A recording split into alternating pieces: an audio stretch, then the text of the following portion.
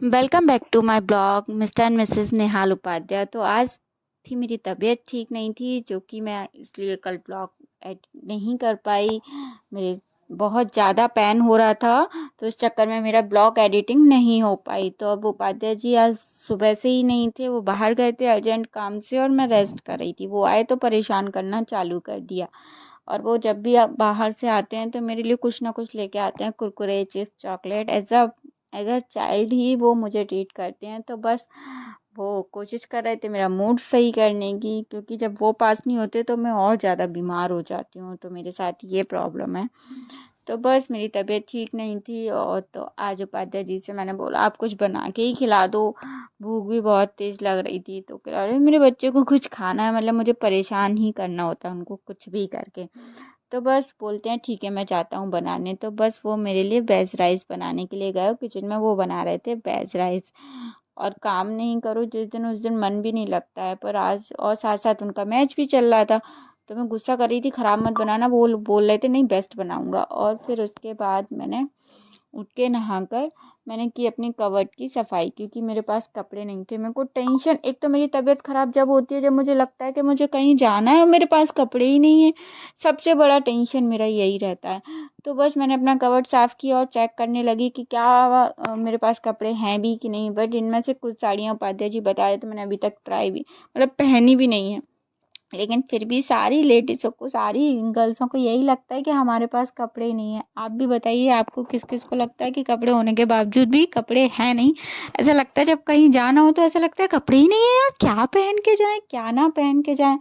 तो बस यही टेंशन में मैंने थोड़ा कबर्ड साफ़ किया। एक्चुअली मुझे सच बताऊं तो मुझे साफ़ करना आता भी नहीं है। मैं घर भी थी शादी से पहले तो भी मम्मी ही साफ़ करती थी। मुझे घड़ी वड़ी करना ये सब करना आता ही नहीं है। बस अपने कपड़े साफ़ करके रख रही थी, देख रही थी। एक्चुअली एक फंक्शन में जाना था अभी हमें कुछ टाइम।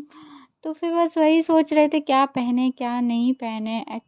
और जैसे कि आप देख रहे हैं मैं अपने मुझे आज खाना नहीं बनाना था, तो खाना जो उपाध्याय जी ने बनाया था सोचा फ्री होके क्या करूं, यही सब कर लूं। तो बस अपनी साड़ियों को घड़ी करके रख रही थी। उनके ये मेरी ब्लैक साड़ी बहुत फेवरेट है मेरी और मुझे पसंद भी है। मुझे सबसे पहली साड़ी है जो मुझे उपाध्याय जी ने गिफ्ट की थी। और ब्लैक कलर मेरा फेवरेट भी है। एक्चुअली सब लोग जो लोग मुझे जानते हैं वो सबको पता है कि मुझे ब्लैक कलर बहुत पसंद है। तो बस मैंने अपनी साड़ी घड़ी की। मुझे इतनी अच्छे से घड़ी करना नहीं आता, अभी भी मैं साड़ियों की घड़ी करना नहीं सीखी हूँ। तो बस फिर यही अपनी कबर्ड साफ़ की और अपनी कबर्ड जमाने लगी। उपाध्याय जी कह रहे थी साड़ियाँ तो हैं, फिर भी टेंशन में साड़ी नहीं है साड़ी नहीं है। नहीं है यार कपड़े, अब क्या ही बताऊँ। उसके बाद मैंने खोला अपना बेड। बेड में देखा कि इसमें कुछ रखा हुआ है, तो काफ़ी साड़ियाँ थी। बस कुछ हैवी हैं, कुछ शादी की साड़ियाँ हैं, नॉर्मल। अब जब भी कहीं जाना होता है ना ओकेशन वाइज साड़ी, कहीं वैसे छोटे फंक्शन में जाना है तो हल्की साड़ी पहनो, कहीं बड़े फंक्शन में जाना है तो हैवी पहनो। अभी समर सीजन चल रहा है तो ज़्यादा वैसी कड़ी हुई साड़ियाँ भी नहीं पहन सकते, लाइट वेटेड साड़ी जिसमें गर्मी ना लगे। मतलब बहुत हम लेडीज़ को बहुत सोचना पड़ता है पहनने से पहले। चाहे लड़के लोगों को क्या है, पैंट शर्ट पहने चाहे कैसे ही मौसम हो उन्हें क्या फ़र्क पड़ता है, लेकिन हमें तो पड़ता है ना। तो बस यही भैया हंसने लगे, कह अरे नहीं है नहीं है ये, अरे देखो पलंग भी भरा है मेरे, दो दो ड्रॉवर दो दो पलंग। लेकिन क्या ही बताऊँ, फिर भी टेंशन तो है, साड़ी ही नहीं है। वो बात है शॉपिंग करवाने नहीं ले जा रहे। तो बोलते हैं इनमें से ये बताओ अभी तक कितनी साड़ियाँ नहीं पहनी है। लेकिन सच बताऊँ मैंने काफ़ी साड़ियाँ भी नहीं पहनी है, एक भी बार साड़ी कोरी ही रखी हुई हैं। तो डिसाइड करने के बाद अपनी चूड़ियाँ लगाने लगी। और आपको पता है एक चीज़ बताऊँ, ये जो रूम है वो मेरी दादी का है। और ये जो कबर्ड रखी हुई है जो पुरानी है वो भी दादी की है। बट अभी दादी एक्सपायर हो गई जब से ये सारा रूम, मतलब मैं रूम में रहती ज़रूर हूँ बट किसी चीज़ को हाथ नहीं लगाया, क्योंकि उनकी चीज़ें हैं और हमारा इतना अधिकार नहीं है कि हम उनकी चीज़ों को छुएं भी। तो बस इसमें दादी का काफ़ी सामान रखा हुआ है, जो पुराने बक्स टाइप के रखे हुए हैं वो भी हैं। और ये कबर्ड भी दादी की है, तो उनकी यादें हैं। और मैं उन चीज़ों को हाथ नहीं लगा सकती। तो बस ये आप देखते होंगे कि मतलब रूम भी इसमें पहले दादी रहती थी। और बस आप मेरी चूड़ी कलेक्शन देखिए, तो ये सारी मैं कहीं से आने के बाद ना सारी चूड़ियाँ ऐसे ही फेंक देती हूँ। रेड में पिंक येलो वगैरह सब ऐसी मिली हुई थी, तो बस सबको अच्छे से जमा कर रख रही थी। मेरी एक या दो दिन से ज़्यादा चीज़ें जमी नहीं रह सकती, मेरी कबर्ड भी ऐसी बिथली रहेगी और मेरी साड़ियाँ भी। कब बचपना भी गया ही नहीं है मेरा। तो बस यही है।